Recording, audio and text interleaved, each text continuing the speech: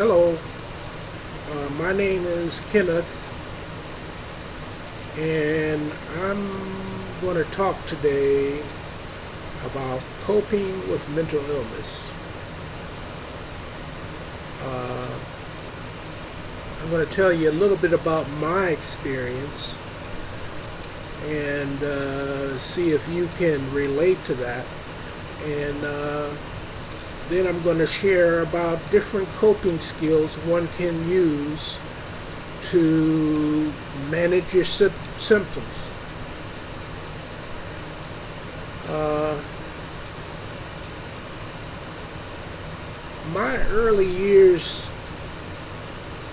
having schizophrenia were basically the darkest years of my life.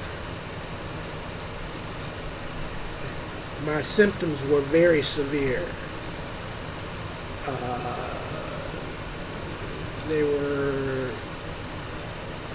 It was like a media barrage of information flowing into my head. Very angry voices, very aggressive voices. That would happen during the day. And then when I tried to get to sleep, I would have insomnia. And when I did get to sleep, I would have night terrors.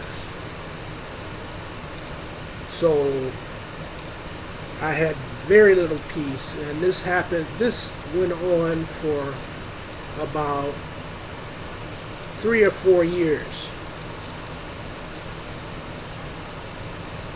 And then during that time, there was a few months where I was what the mental health system, psychiatry, called being lost. I was pretty much in a world. I was in two worlds at once, this reality and another reality of my mind's creation. And it was very interesting and scary at the same time. At this time, I sincerely doubt that I was taking my medication because I was in no position to recognize that the world of reality, and I was in no position to recognize outside stimuli. Now, in that sort of situation, how do you cope with your symptoms? It's virtually impossible to cope. There's only some simple rules. You can talk to your doctor, ask him to increase your medication, and when your symptoms get too severe, you either call 911 or walk to the nearest emergency room, which I did several times. I just basically packed a bag of clothes and walked to the nearest emergency room, and they put me in the hospital. Now, those times were very difficult, and I did think about suicide, but I didn't have any suicide attempts. I want to strongly encourage people that watch this video that suicide is not the answer.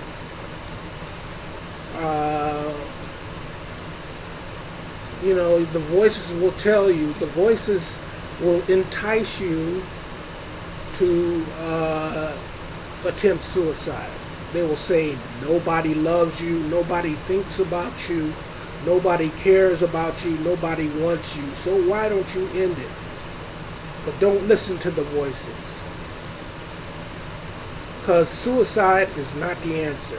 And if you're feeling like that, call 911 or look in your yellow pages for your local area and look for the suicide prevention hotline and talk to one of their caseworkers. Because suicide is not the answer.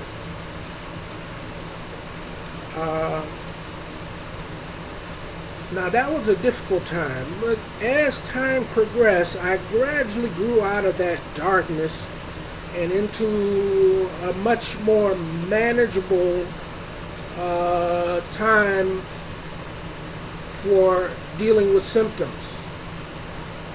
And I'm going to talk about dealing with voices when your symptoms are not so severe.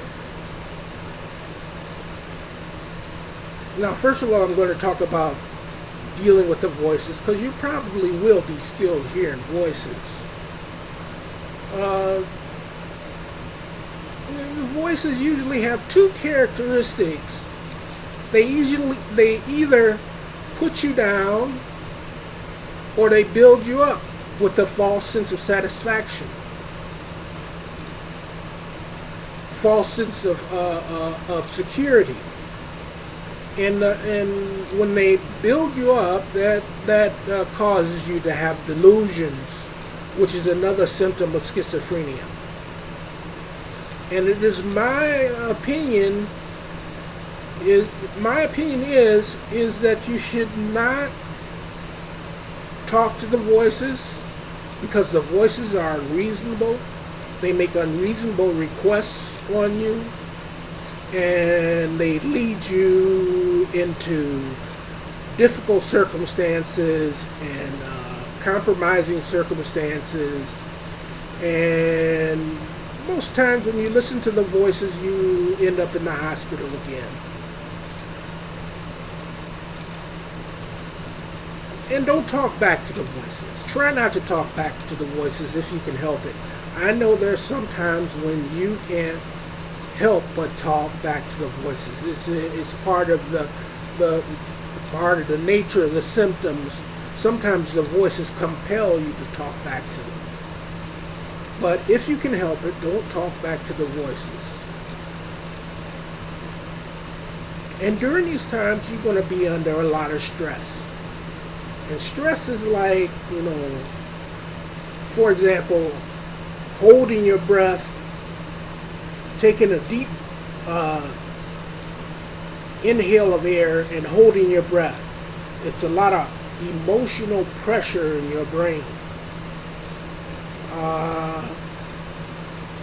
One way to relieve this stress, say opening your mouth and releasing some of the air that's pent up inside, is by saying to yourself, okay, I'm under a lot of stress. Or, okay, I'm having a lot of symptoms right now. That actually helps me sometimes. When I'm hearing a lot of voices and it's like overwhelming, I say to myself, all right now I'm hearing a lot of symptoms. I'm having a lot of symptoms. And that takes sort of the edge off the stress. It's not as stabbing and uncomfortable. Now, and other ways of coping with schizophrenia is, we'll try to join a social group. And the first social group that comes to mind is religious social groups. Like Christian churches, where, I've joined church and I have gotten only positive results and enhancement of my self-esteem from joining church. Because the people give you unconditional love, and they have a common ground, the love of Christ, and to love one another. Now, some of you may not, feel like you want to join church and get involved in church. But there are other social groups. There's other social activities, and they're only as far away as your internet or your newspaper or the yellow pages. And there's also social groups for people with mental illness. And you can look in the yellow pages, and you can find programs in the front of the yellow pages where they talk, where you can learn about different mental health organizations that provide outpatient treatment and support groups for you. Now, there's other ways to cope with your mental illness. There's hobbies, there's exercise, and there's listening to your favorite music, which I like to do. I like to listen to Pandora because I can selectively choose what my favorite music. And there's meditation like yoga, and there's relaxation tapes. Progressive relaxation can put you into a calm state of mood. And you can get these off the internet, like at places like Amazon.com. Just type in relaxation tapes, and a whole slew of relaxation tapes will pop up. More, not tapes, but CDs. Now, one of the final things I want to talk to you about coping skills, a coping skill with schizophrenia is acceptance.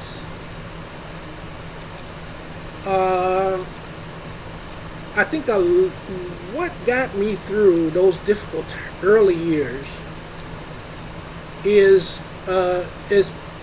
basically because my personality is more mellow than other people's personalities.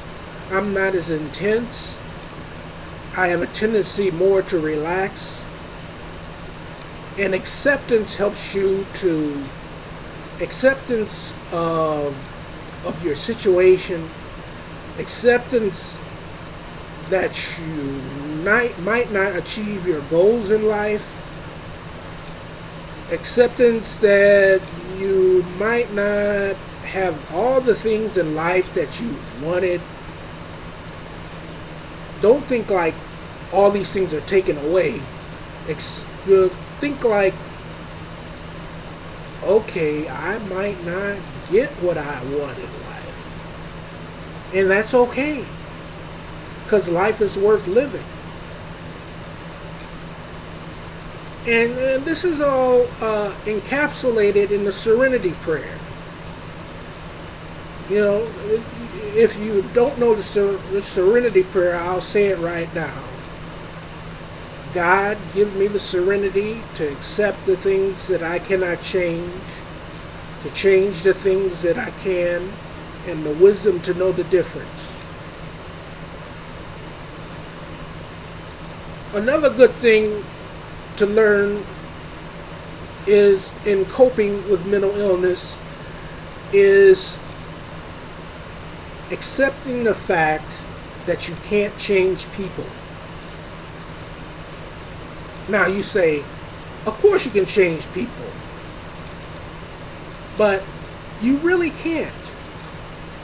The only person you can change is yourself.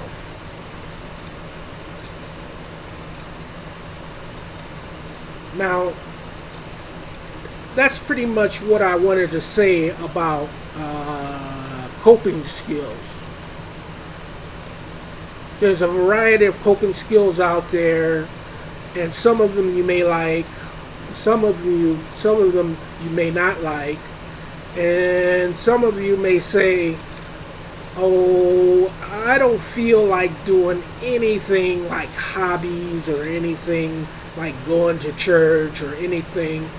But everybody's different, and you can come up with something that you would like to do. But it's good to do things that are constructive and positive and uplifting during the day, and not negative and destructive. Helps you get your mind off your symptoms. Helps you grow as a person. Helps you interact with other human beings, because schizophrenics have a tendency to isolate. Now, there are negative coping skills. And the primary negative coping skills are substance abuse, like alcohol and drugs, sleeping all day. Now, with alcohol and drugs, now this gives you a short-term relief from your coping skill. I mean, a short-term relief from your symptoms by getting high or getting intoxicated. But in the long term, it actually hurts you. And actually, some schizophrenics get a negative effect from alcohol and drugs. It's something about the symptoms. Instead of relaxing you, it makes you anxious. And it may send you to the hospital. And it's not good to sleep a lot. Well, that's all I have to say about coping skills. I hope you find this video useful, and I thank you for listening to me. And goodbye.